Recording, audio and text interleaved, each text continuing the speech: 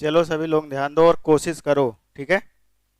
पहला क्वेश्चन जो आपके स्क्रीन पे दिख रहा है, कह रहा है कि चिकित्सा शास्त्र के जनक हैं, ठीक है।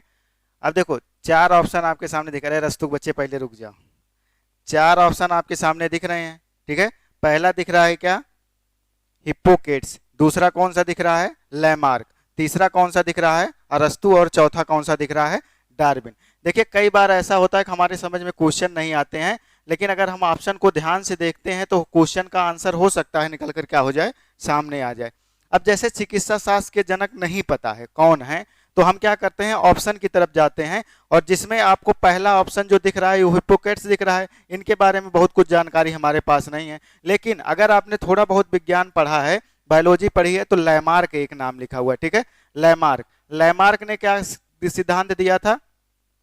उत्तरजीविका का सिद्धांत दिया था। लैमार्क ने बताया था कि अगर धरती पर जो जीव हैं, ठीक है, वो क्या कर रहे हैं, इसे इन्होंने एग्जाम्पल दिया था जिराफ का। जिराफ के बारे में बताया, जिराफ रहते थे, जब जो है सरफेस की घास खत्म हो गई, मतलब लैंड की जो घास खत्म हो गई, तो जिराफ ने क्या किया, अपनी गर्दन उठाकर पेड़ों की पत्तियों को खाने का प्रयास किया। उसके लिए क्या होता है, उसने अपने एक विशेष अंग का प्रयोग किया, और वो क्या थी, उसकी गर्दन।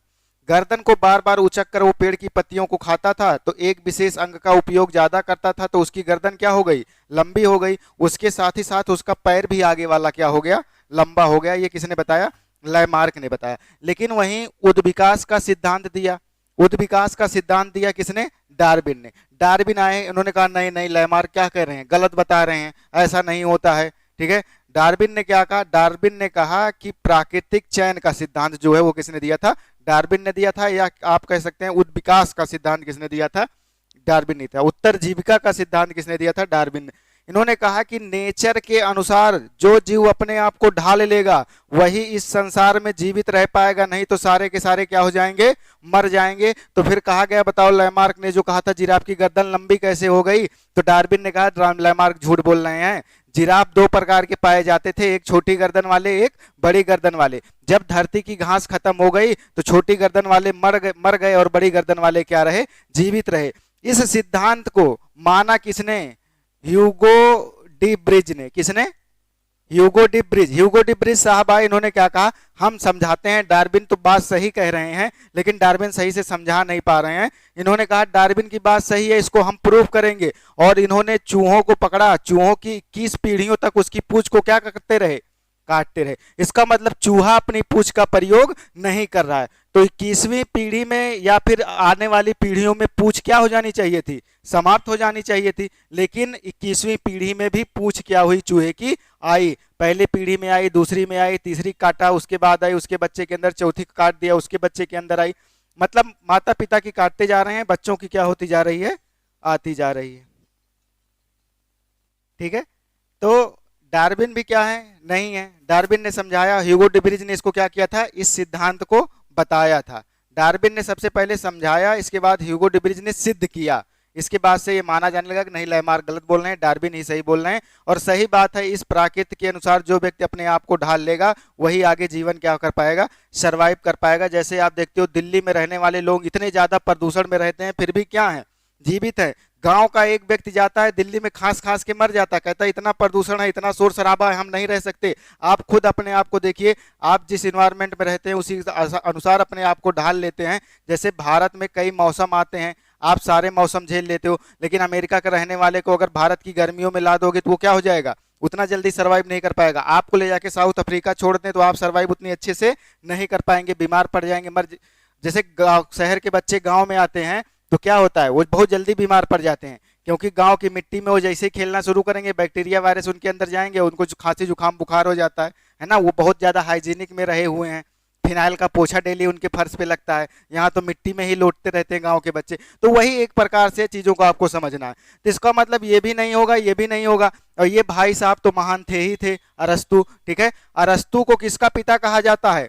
अरस्तु को बायोलॉजी का पिता कहा जाता है। और अरस्तु को बायोलॉजी का पिता तो कहा जाता है, उसके साथ साथ इनको किसका पिता कहा जाता है? जूलॉजी का पिता कहा जाता है। किसका कहा जाता है? जूलॉजी का। क्योंकि बायोलॉजी की दो शाखाएं होती हैं, एक होती है जूलॉजी, एक होती है बॉटनी। बॉटनी किसको कहा जाता है? बॉटनी कहा जाता है थियोफ्रिस्टस को। किसको? थियोफ्रिस्टस को जो है बायोलॉजी का पिता कहा जाता है। सॉरी, बॉटनी का पिता कहा जाता है। अब बात आती है, बचते हैं यही हिप्पोक्रेट्स। तो चिकित्सा शास्त्र के जो जनक हैं वो कौन है? हिप्पोक्रेट्स। ठीक है, ऑप्शन आपका कौन सा सही हो जाएगा? पहला सही हो जाएगा। अब दूसरा देखिए, जैव विकास को सर्वप्रथम किसने समझाया था? जैव विकास की बात कर रहा है। उत्तर जीविका को किसने समझाया था? डार्विन ने समझाया था। जैव विकास को किसने समझाया था? लैमार्क ने समझाया था। ठीक है, जैव। और न्यूटन ने क्या किया था? गुरुत्वाकर्षण का नियम दिया था। ठीक है, आइंस्टीन के बारे में जानते हो, और चार्ल्स डार्विन के बारे में भी आपको अभी हमने बताया, इनके बारे में भी आप क्या करते हो? जानते हो। ठीक है, चलते हैं क्वेश्चन नंबर 3 की तरफ, फटाफट करते हैं, बहुत सारे क्वेश्चन हैं। क्वेश्चन नंबर 3 क्या कह रहा है? किस वैज्ञानिक द्वारा विकास का सिद्धांत प्रस्तावित किया गया था? देखिए, विकास का कहे या उद्विकास का सिद्धांत कहे तो किसके द्वारा दिया गया था? किसके द्वारा? चार्ल्स डार्विन द्वारा दिया गया था। आगे चलकर जब आइंस्टीन आते हैं ना, तो आइंस्टीन भी क्या करते हैं? इस बात को बताने का प्रयास करते हैं, नहीं डार्विन साहब जो क्या थे वो सही थे। तो याद रखिएगा, इसमें आपका कौन सा सही हो जाएगा? पहला सही हो जाएगा। चार्ल्स डार्विन ने क्या किया था? इसको दिया था। बाकी सारी चीजें हैं, डिकेट्स हैं, अल्बर्ट आइंस्टीन है और आइजैक न्यूटन है। ठीक है, ये सारे के सारे फिजिक्स से संबंधित हैं। अगर आगे देखते हैं, अगला क्वेश्चन आपका जो हो जाएगा क्वेश्चन नंबर 4। क्वेश्चन नंबर 4 फिर वही कह रहा, प्रसिद्ध विकासवादी वैज्ञानिक चार्ल्स डार्विन ने किस पुस्तक में अपने सिद्धांत का प्रतिपादन किया था? तो ये मैं आपको लिखा भी चुका हूं। पहला ऑप्शन दिख रहा, the families of flowering plant, नहीं ये नहीं किया था। दूसरा जो दिख रहा, द ओरिजिन ऑफ स्पीसीज, जीवों की उत्पत्ति के संबंध में बताया था ना, जीवों की उत्पत्ति के संबंध में बताया था, तो यही आपका क्या हो जाएगा? सही हो जाएगा। तो डार्विन ने अपनी बुक लिखी थी 1856 के आसपास लिखी थी। कब लिखी थी? 1856 के आसपास लिखी थी। नाम उसका क्या था? Origin of species. ठीक है, अगला क्वेश्चन देखते हैं। अगला क्वेश्चन जो आपके सामने है वो ये कह रहा है, योग्यता की उत्तरजीविता के सिद्धांत का प्रतिपादन किसने किया था? बताइए किसने किया था? योग्यता की उत्तरजीविता को किसने समझाया था? चूहे की पूंछ काट काट कर किसने बताया था? जो व्यक्ति योग्य है उसके अनुसार ह्यूगो डिब्रीज हो जाएगा, या फिर आपका क्या हो जाएगा? डार्विन हो जाएगा। दोनों ऑप्शन मिल रहे हैं, लेकिन इसमें सही माना क्या जाएगा? डार्विन, क्योंकि डार्विन ने ही क्या किया था? पहले बताया था। ठीक है, बात समझ में आ रही कि नहीं? योग्य जो व्यक्ति है वही जीवित रहेगा। अरे सीधा सीधा भैया समझो, अगर आप योग्य हो तभी एग्जाम क्या कर पाओगे? क्वालिफाई कर पाओगे। अगर आप योग्य हो तभी क्या कर पाओगे? आज के समाज में सरवाइव कर पाओगे। अगर आप योग्य नहीं हो तो कहां रह जाओगे? पीछे रह जाओगे। वही चीज इन्होंने क्या किया? समझाया। आपको अपने अनुसार नहीं चलना, आपको इस समाज के प्राकृतिक के अनुसार चलना। जैसे 37 लाख बच्चों ने फॉर्म भरा है पेट का, ठीक है, अब आपको ऐसी पढ़ाई नहीं करनी है कि हमें 100 लोगों में आगे निकलना है। आपको ऐसी पढ़ाई करनी है कि आपको 37 लाख में आगे निकलना है ना? तो तय कौन कर रहा है? तय एग्जाम कर रहा है कि आपको कैसे पढ़ना है। ठीक है, वही चीज इन्होंने समझाई। ये जीवन जीने के लिए हम आप नहीं तय करते हैं, जीवन जीने के लिए ये प्रकृति तय करती है कि हमें जीवन कैसे जीना है। आप यहाँ पे रहते हैं, आपके पास बहुत सारे भोज्य पदार्थ मौजूद हैं, धान गेहूं चावल की भरमार आप खा सकते हैं, लेकिन जरा याद करिए, जो लोग पोल पे रहते हैं, जो लोग साइबेरिया वगैरह में रहते हैं, वहां 6 महीने बर्फ पड़ी रहती है। अब अगर उनको धान गेहूं चावल नहीं मिलेगा तो क्या वो मर जाएंगे? नहीं। तो वो क्या करते हैं? मीट खाना शुरू कर देते हैं। 6 महीने वो केवल मीट पर डिपेंड रहते हैं, जानवरों के मीट पर डिपेंड रहते हैं, उसको खाते हैं और क्या करते हैं? जीवित रहते हैं। तो वही चीज है, प्रकृति के अनुसार अपने आप को क्या करना होगा? ढालना होगा। ऐसा नहीं है बहुत गर्मी लग रही है हम नहीं जी पाएंगे, मर जाएंगे। गर्मी लग रही है कपड़े निकाल के फेंक दो, गर्मी लग रही है पंखा चला लो, होगा कि नहीं होगा? बहुत ज्यादा ठंडी लग रही है, अब हम नहीं जी पाएंगे, हम जा रहे हैं ऊपर, नहीं ठंडी लग रही है स्वेटर पहन लो। अपने आप को क्या करो? उस अनुसार ढालो। अगला क्वेश्चन क्या करा? जीवधारियों के वर्गीकरण के अध्ययन को क्या कहा जाता है? बहुत आराम से पढ़िएगा, बहुत अच्छा क्वेश्चन है। देखिए, सर्पेटोलॉजी कहा जाता है। वायरोलॉजी किसके अध्ययन को कहा जाता है? वायरस के। किसके? वायरस के अध्ययन। वायरस को हिंदी में कहते हैं क्या? विषाणु। वायरस को हिंदी में कहते हैं विषाणु। वायरोलॉजी इसके अध्ययन को। फिजियोलॉजी किसके अध्ययन को कहा जाएगा? Physiology physical activity. Physical activity में आप रख सकते हैं पादप या जीवों के, ठीक है, पादप या जीवों के फिजिकली जो एक्टिविटी होती है उसके अध्ययन को, या जीवों की वृद्धि व विकास के अध्ययन को का अध्ययन हम किस में करते हैं? फिजियोलॉजी में करते हैं। ठीक है, एक नाम दिख रहा है टैक्सोनॉमी। क्या दिख रहा है? टैक्सोनॉमी। तो अगर वर्गीकरण की बात करें तो किसमें किया जाता है? टैक्सोनॉमी में किया जाता है। आपका आंसर कौन सा सही हो जाएगा? ऑप्शन सी सही हो जाएगा। ठीक है, ऑप्शन सी भेज देना सबके पास, ठीक है, व्हाट्सएप नंबर लेके भेज देना। पेपर इसके पास भेजा हूं, जो भी इंटरेस्टेड हो ले लेना। ठीक है, निम्नलिखित में से कौन सा एक सही सुमेलित नहीं है? अब बताओ। ठीक है, फूलों की खेती को क्या कहा जाता है? फ्लोरिकल्चर कहा जाता है। सही है कि गलत है? सही है। ठीक है, ये क्या है? सही है। फूलों की खेती को फ्लोरिकल्चर कहा जाता है, या कभी कभी इसको क्या कह देते हैं, एग्रोनॉमी भी कह देते हैं। क्या कह देते हैं, एग्रोनॉमी। फसलों की खेती के अंतर्गत ला लेते हैं, ये भी सही है। फसलों की खेती को एग्रोनॉमी कहा जाता है, ये भी सही है। पूछ रहा है कौन सा सुमेलित नहीं है, नहीं कौन सा होगा, हॉर्टिकल्चर। सब्जियों की खेती को हॉर्टिकल्चर कहते हैं, हॉर्टिकल्चर नहीं कहते हैं। हॉर्टिकल्चर कहते हैं किसके, उद्यान को या बागवानी को। किसको, बागवानी को। बागवानी को हॉर्टिकल्चर कहा जाता है। इसका मतलब इसमें आपका कौन सा हो जाएगा, सी वाला जो है वो क्या हो जाएगा, सही नहीं है। तो इस वजह से ऑप्शन कौन सा सही होगा, सी सही होगा। ठीक है, अगला क्वेश्चन ध्यान से पढ़िएगा। डीएनए फिंगरप्रिंटिंग का प्रयोग किसकी पहचान के लिए किया जाता है, बताओ। बहुत, ये तो बहुत नॉर्मल सा क्वेश्चन है।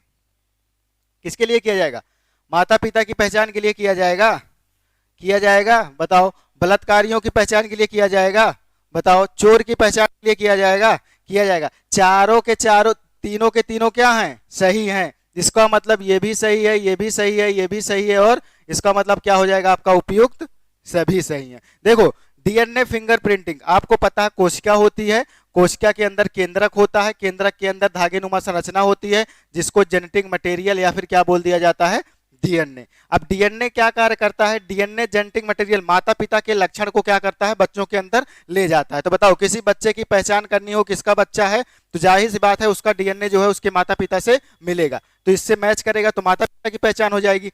अगर आपका कहीं एक बाल गिर गया है या फिर स्पर्म का टुकड़ा, आपका कहीं स्पर्म की कोई सेल रह गई है, तो बलात्कारियों की पहचान उससे हो जाती है, उसी से डीएनए जांच हो जाती है और पता चल जाता है ये किसने जो है वो बलात्कार किया। चोर कहीं जाता है चोरी करने और पता चला दरवाजा खोल रहा है तो उसका हैंडल पकड़ के खोल रहा है, कहीं गया हो सकता है उसका बाल गिर गया हो, तो उसके फिंगर के निशान अगर कहीं भी कमरे में मिल जाएंगे तो उससे जो है क्या कर लिया जाता है, फिंगर प्रिंटिंग के द्वारा ये पता लगाया जा सकता है कि कौन कमरे में आया था। ठीक है, तो ये बात याद रखिएगा, डीएनए फिंगरप्रिंटिंग की हो जाएगा, सबके लिए हो जाएगा। डार्विन फ्रिंचेज का प्रयोग किस समूह के लिए किया जाता है, बताओ।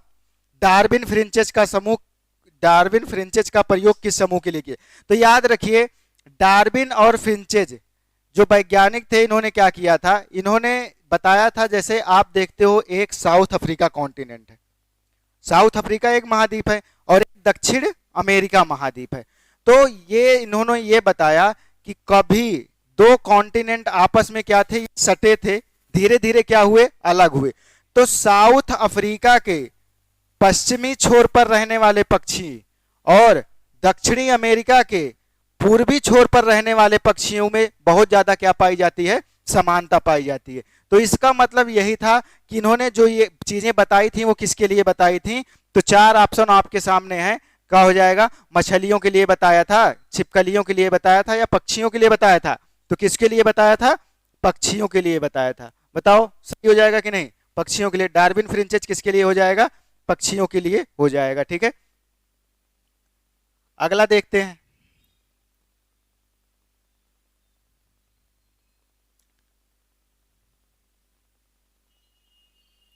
दस नंबर,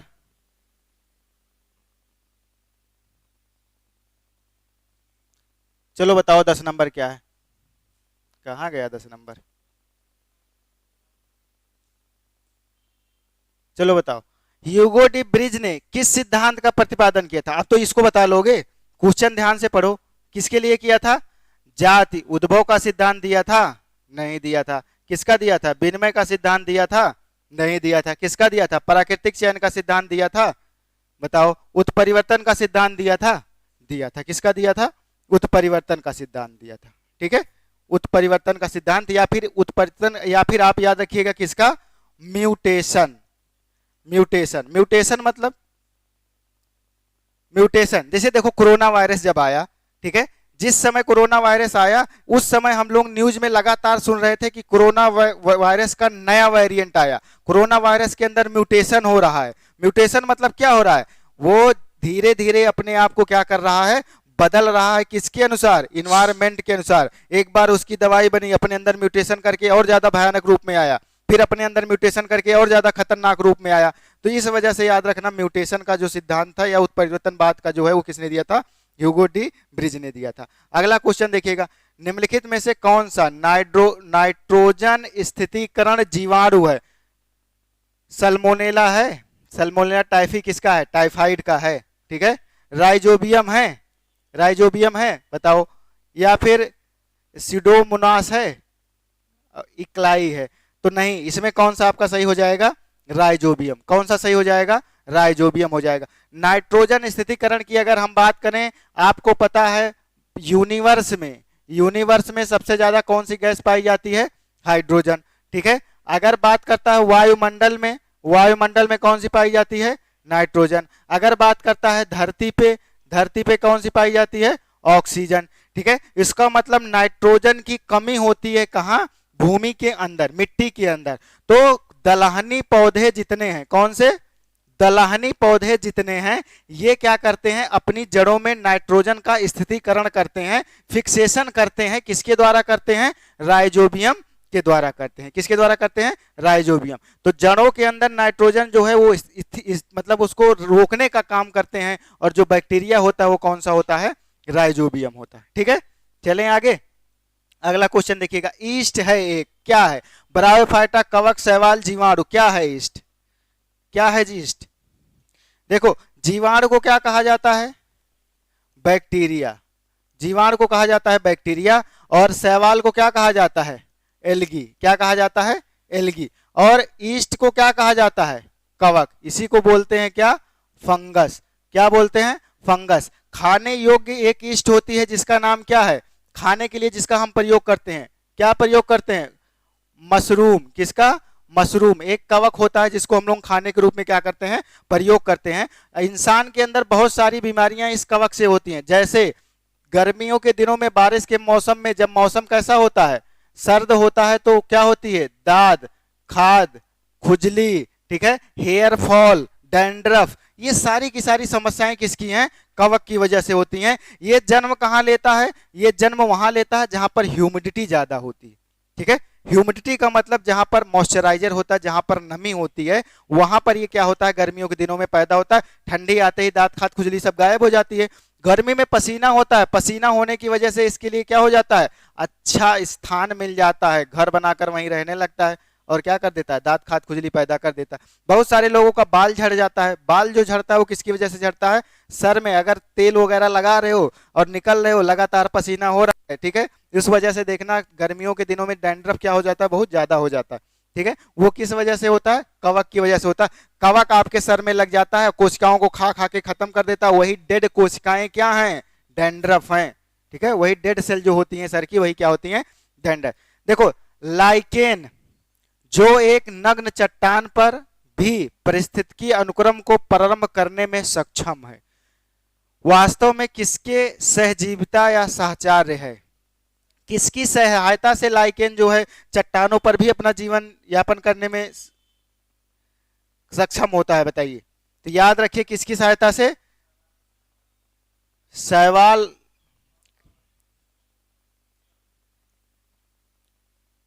किसकी सहायता से हो जाएगा?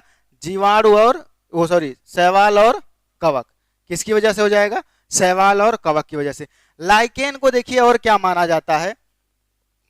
जैविक, क्या माना जाता है इसको?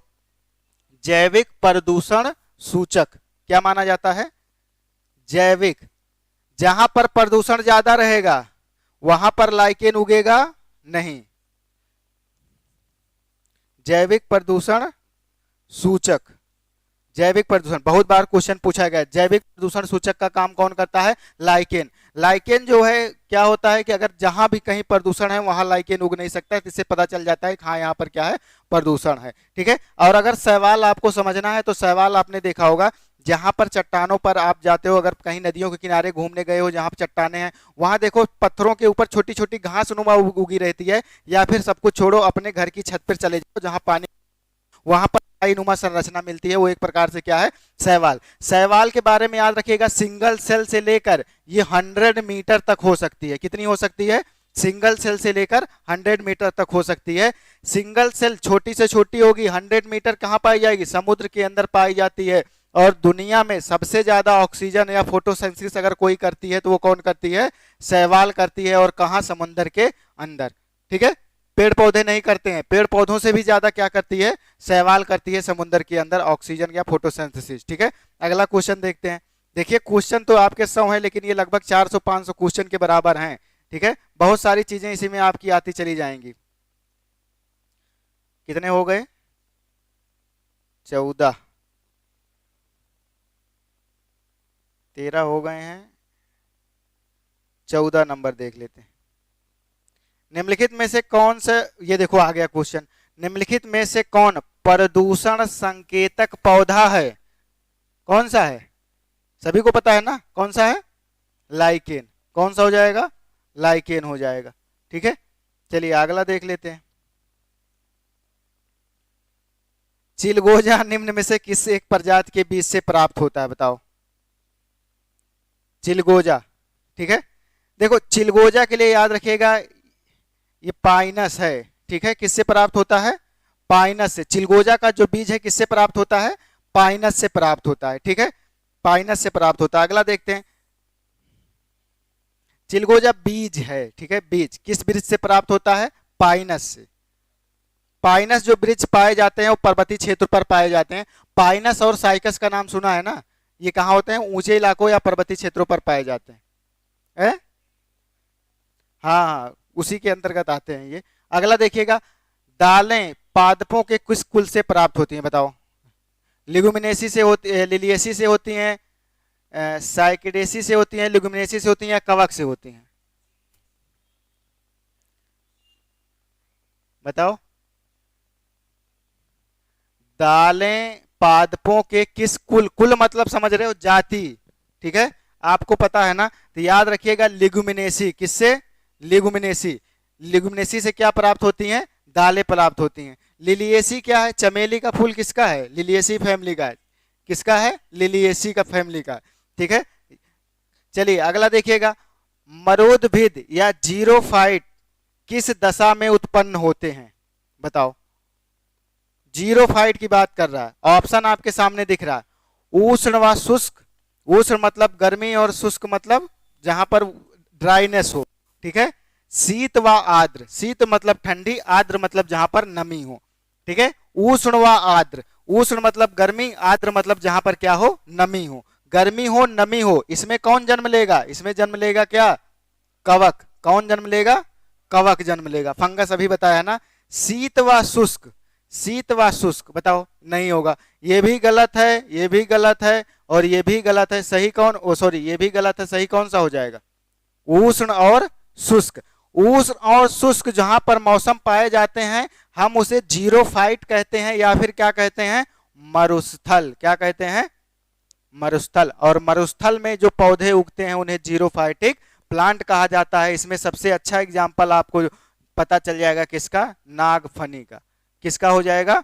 नागफनी। नागफनी जानते हो ना? सभी लोग नागफनी जानते हो? तो बताओ, नागफनी का जो पौधा होता है, ठीक है, नागफनी का जो पौधा होता है कुछ इस प्रकार से होता है ऐसे।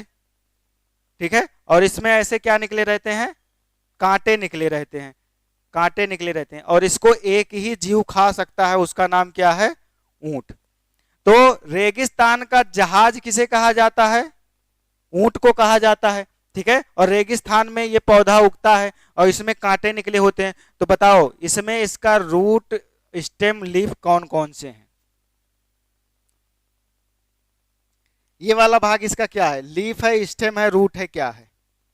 याद रखिएगा, जो पौधे नागफनी के मरुस्थलीय क्षेत्र में उगते हैं उसका जो आप ये कांटे वाला भाग जिसको आप कांटा बोल रहे हो, थार्न बोल रहे हो, ये क्या है? उसकी पत्ती है। क्या है? पत्ती है। और जो ये वाला भाग देख रहे हो ये इसका क्या है? स्टेम है। ठीक है, और रूट कहाँ होती है? नीचे होती है। क्यों कहेंगे सर? क्यों? पत्तियां तो बड़ी बड़ी होती हैं। देखो, नागफनी के पौधे में अगर पत्ती बड़ी रहेगी तो गर्मी में धूप सीधा पत्ती पर पड़ेगी। पत्ती पर अगर पड़ेगी तो पानी गर्म होके क्या होगा? वाष्पोत्सर्जन के लिए निकल जाएगा और पौधा सूख के छुहारा हो जाएगा। जो इसके अंदर इतना पानी है वो क्या हो जाएगा? नहीं रख पाएगा। इस वजह से भाप बनकर पानी ना उड़े, पत्तियां बदल जाती हैं किसमें? कांटे में। ठीक है, पत्तियां किसमें बदल जाती हैं? कांटे में। अब ऊंट की बात आती है, रेगिस्तान का जहाज कहा जाता है। तो एक तो ऊंट की खासियत होती है, ठीक है, ऊंट के अंदर आरबीसी नहीं पाई जाती, ऊंट का खून लाल नहीं होता। एक तो ये याद रखिए। दूसरा ये याद रखिए, कई दिनों तक बिना पानी पिए ये क्या हो सकता है? जीवित रह सकता है। तीसरी बात याद रखिएगा, ऊंट के पैर गद्दीदार होते हैं। कैसे होते हैं? गद्दीदार होते हैं, जो रेत में धंसते नहीं है। और चौथी बात आपको याद रखना है, ऊंट के बहुत बड़ा कुबड़ होता है और उस कुबड़ के अंदर फैट बहुत ज्यादा स्टोर रहता है, वसा बहुत ज्यादा स्टोर रहती है, जिससे कि विषम परिस्थितियों में अगर ऊंट को 5, 6, 7 दिन तक खाना नहीं मिलता है, उस कंडीशन में ऊंट का वही कुबड़ गल गल के फैट कार्बोहाइड्रेट में बदल बदल के ऊंट को क्या देता है? शक्ति प्रदान करता है। जैसे बैल का जो डिल होता है, बैल का जो डिल होता है कुबड़, उसके अंदर क्या स्टोर रहता है बताओ? फैट स्टोर रहता है ना। जब सांड बहुत खा पी के मोटा जाता है, एकदम मोटा हो जाता है, तो उसका डिल कैसा हो जाता है? बड़ा। जैसे आदमी क्या होता है, हम लोगों के अंदर क्या होता है, जब बहुत ज्यादा खाना खा के सोएंगे तो हमारा पेट क्या हो जाएगा? निकल आएगा। तो हमारा पेट के अंदर क्या स्टोर होता है? फैट। वैसे ऊंट के कुबड़ में क्या स्टोर होता है? फैट स्टोर होता है। तो बताओ इसका ऑप्शन कौन सा सही हो जाएगा? उष्ण व शुष्क हो जाएगा। समझ में आ रहा है कि नहीं आ रहा? चलिए आगे देखिए, मछली किस अंग द्वारा श्वसन करती है? बच्चों वाला क्वेश्चन है। किसके द्वारा करेगी? नाक के द्वारा लेगी, फेफड़े के द्वारा लेगी, किसके द्वारा लेगी? गलफड़े के द्वारा लेगी या पंख के द्वारा लेगी? हाँ, किसके द्वारा लेगी? गलफड़े के द्वारा लेगी। ठीक है, गलफड़े के द्वारा मछली लेती है। इसी के साथ साथ आपको बता देते हैं, मेढक बताओ। मेढक, मेढक के लिए आप याद रखिएगा, मेढक की 2 अवस्थाएं पाई जाती हैं। ठीक है, एक अवस्था जब इसका बचपन होता है, जब ये बच्चा होता है, तो उसको हम लोग बोलते हैं क्या? टेडपोल। टेडपोल की अवस्था में मेढक किसके द्वारा सांस लेता है? गिल के द्वारा सांस लेता है। और मेढक जब जवान हो जाता है तब किसके द्वारा सांस लेता है? 3 चीजों के द्वारा सांस लेगा, 2 चीजों के द्वारा। अगर मेढक पानी के अंदर है तब किसके द्वारा सांस लेगा? त्वचा के द्वारा। अगर स्थल पे है तो किसके द्वारा सांस लेगा?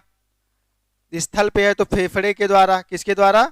फेफड़े के द्वारा। अगर मेढक कहाँ है? जमीन के अंदर जो होता है उसकी कौन सी कंडीशन होती है? हाइबरनेशन। कौन सी होती है? Hibernation condition. तो मेढक जब हाइबरनेशन कंडीशन में होता है तो किसके द्वारा सांस लेता है? त्वचा के द्वारा सांस लेता है। देखते हो ना, जैसे ही मौसम ठंडा होगा वैसे ही मेढक जमीन में गड्ढा खोद के कहां चला जाता है? नीचे। तो मेढक जब जमीन में गड्ढा खोद के नीचे जाता है उसकी कौन सी कंडीशन कहलाती है? हाइबरनेशन कंडीशन कहलाती है। लगभग 5-6 महीने तक जमीन के अंदर रहता है। इसके बाद सावन की जैसी ही पहली बरसात होती है, ये टर टर करता हुआ जमीन से कहाँ आ जाता है? बाहर आ जाता है। 6 महीना तक जमीन के अंदर पड़ा रहता है, इसकी स्किन हो जाती है मुलायम, और जैसे ही धरती पे आता है तो स्किन से नहीं, ये फेफड़े से सांस लेना शुरू करता है, तो इसका जो गलफड़ा है वो क्या करने लगता है? फूलने लगता है। स्किन मुलायम होने की वजह से जब ये सांस लेता है ना तो गलफड़ा फूल आता है। लेकिन 5-6 दिन जब धूप लगती है तो स्किन हो जाती है टाइट, तब नहीं फूलता है। जो नया नया पीला पीला एकदम मेढक निकला रहता है उसी का फूलता है। देखे होंगे ना, जैसे नई नई लड़कियों की शादी जब होती है तो पहले काली कलूटी रहती हैं, इसके बाद शादी हुई, गई कहाँ? अपनी ससुराल, और जब 2-3 महीना बाद लौट के आते हैं तो लोग पहचान नहीं पाते हैं, है ना, गोरी गोरी हो जाती हैं। तो किसका कमाल होता है? क्रीम का कमाल होता है। क्रीम व्रीम का कमाल नहीं होता है। अगर 6 महीना आप कोई घर में बंद करके रख दें तो आप भी कैसे हो जाएंगे? गोरे हो जाएंगे। और हमारे यहाँ परंपरा यही है कि महिलाएं नई शादी हुई तो बिल्कुल घर से बाहर नहीं निकलती। ऐसी लड़की जब जो अपने मायके में रहती थी, जहाँ कोचिंग जाती थी, स्कूल जाती थी, दिन भर घुमंडा मारा करती थी, जब अपने ससुराल में गई तो क्या हो गई? एक कमरे में बंद हो गई या एक घर में रह गई, है ना। तो उस कंडीशन में वो क्या हो जाती है? चेहरा बदल जाता है। सेम वैसे ही है।